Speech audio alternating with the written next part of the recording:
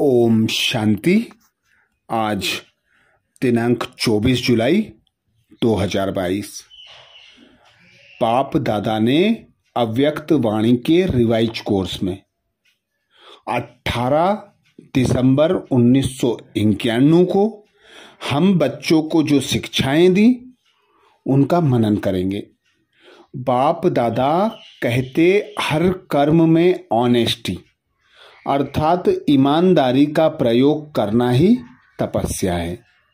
हर कर्म में ऑनेस्टी अर्थात ईमानदारी का प्रयोग करना ही तपस्या है।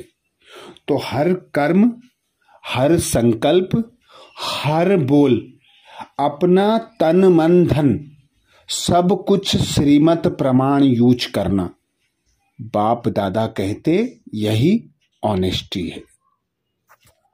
श्रीमत का प्रत्यक्ष प्रमाण बनना।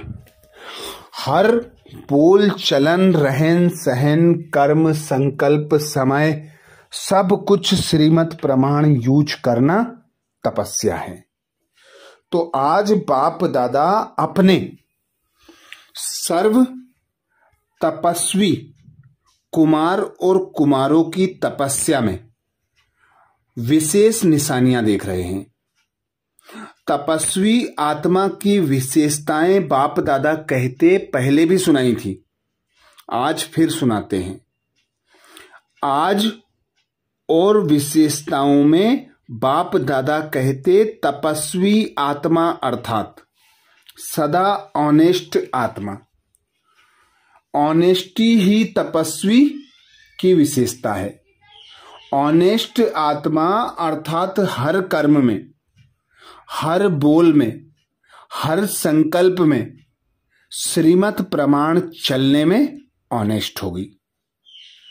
ऑनेस्ट अर्थात वफादार और ईमानदार। श्रीमत पर चलने के बाप दादा कहते श्रीमत पर चलने के ऑनेस्ट अर्थात वफादार। ऑनेस्ट आत्मा स्वतः ही हर कदम श्रीमत के इशारे प्रमाण उठाती है। उनका हर कदम ऑटोमेटिकली श्रीमत के प्रमाण चलते हैं। जैसे साइंस की शक्ति द्वारा मशीनें ऑटोमेटिक चलती हैं, सिर्फ एक बार उन्हें ऑन करना पड़ता है। चाहे स्विच से करो, चाहे वाइब्रेशन से करो, चाहे किसी भी साधन द्वारा चालू करो। पर साइंस की शक्तियां विनाशी होती हैं तो वे अल्पकाल के लिए चलती हैं। पर हम अविनाशी आत्माएं अविनाशी पिता की संतानें हैं। अविनाशी पिता द्वारा हमें अविनाशी शक्तियां प्राप्त होती हैं। चाहे शांति की शक्ति हो, समय की शक्ति हो, संकल्पों की शक्ति हो, सर्व शक्तियां हमें अभी बाप दादा से संगम पर प्राप्त होती हैं।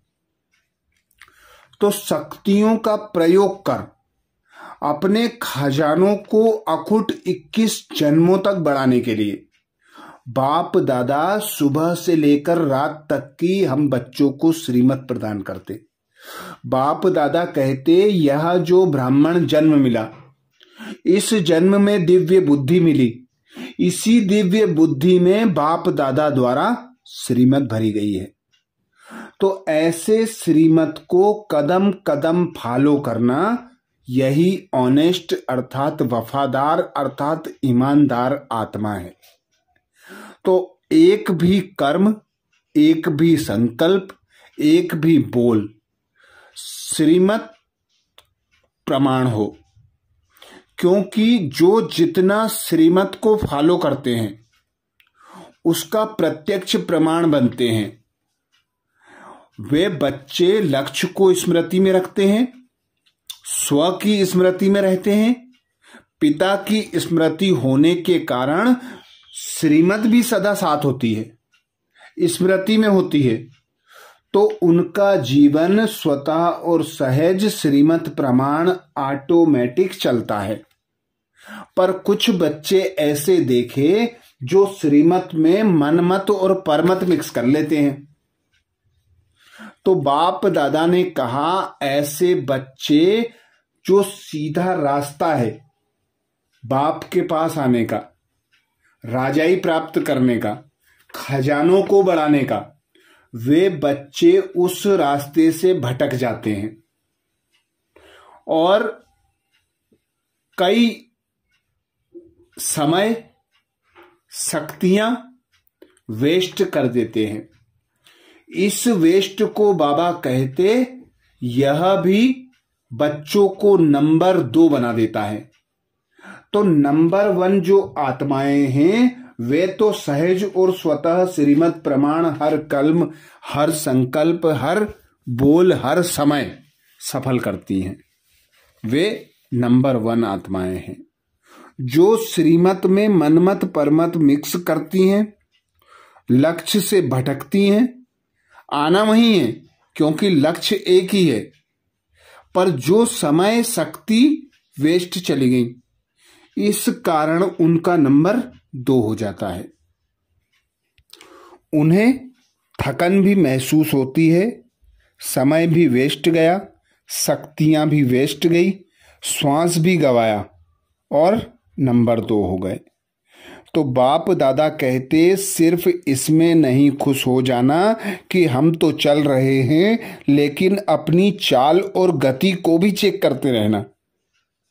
तो समझा ऑनेस्टी किसको कहा जाता है? ऑनेस्ट आत्मा की बाप दादा ने और निशानियां बताई। बाप दादा कहते कभी किसी भी खजाने को वेस्ट नहीं करेगा।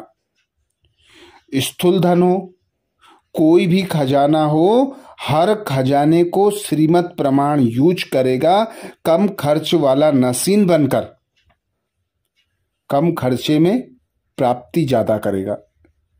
पर बाप दादा कहते संगम के समय के खजाने को एक एक सेकेंड भी वेस्ट नहीं करना, क्योंकि संगम का 1 सेकेंड वर्ष के बराबर होगा। जैसे गरीब आत्मा का स्थूल धन 8 आना अमीरों के 800 के बराबर होता है, क्योंकि उसमें भावना होती है। ऐसे ही यह जो संगम का समय है मोस्ट वैल्यूएबल है। एक एक सेकेंड पद्मों की कमाई कराता है, एक एक सेकेंड वर्ष से भी अधिक होता है।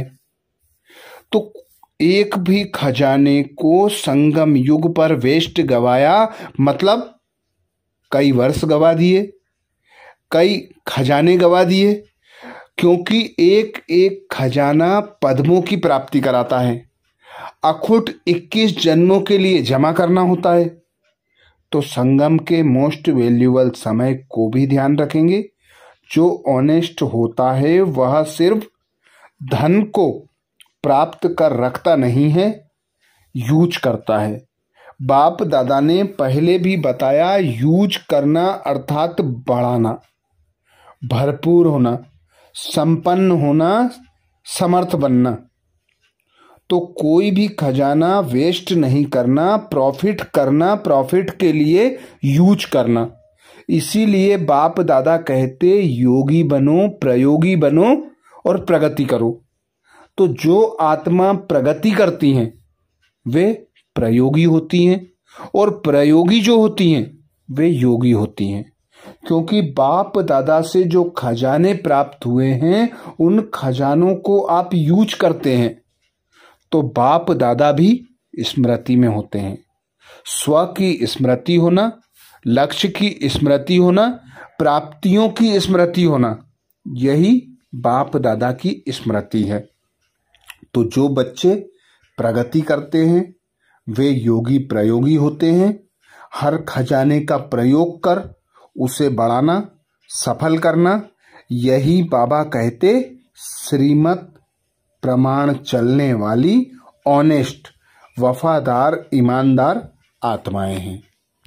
तो ऑनेस्टी अर्थात ईमानदारी, ईमानदार आत्मा कभी भी अमानत में खयानत नहीं करेगी। वेस्ट करना अर्थात अमानत में खयानत करना। ऑनेस्टी की निशानी, वह अमानत में कभी भी खयानत नहीं कर सकता। छोटी से छोटी चीज को भी वेस्ट नहीं करेगा। कई बार अपने बुद्धि के अलबेलेपन के कारण व शरीर द्वारा कार्य में अलबेलेपन के कारण छोटी छोटी वस्तुएं भी वेस्ट हो जाती हैं। फिर यह सोचते हैं कि मैंने यह जानबूझकर नहीं किया, लेकिन हो गया, अर्थात अलबेलापन। चाहे बुद्धि का हो, चाहे शरीर के मेहनत का अलबेलापन हो, दोनों प्रकार का अलबेलापन वेस्ट करा देता है। तो वेस्ट नहीं करना, 1 से 10 गुना बढ़ाना, अर्थात यूज करना, कम खर्च वाला नसीन बनकर, प्रयोगी बनकर प्रगति करना।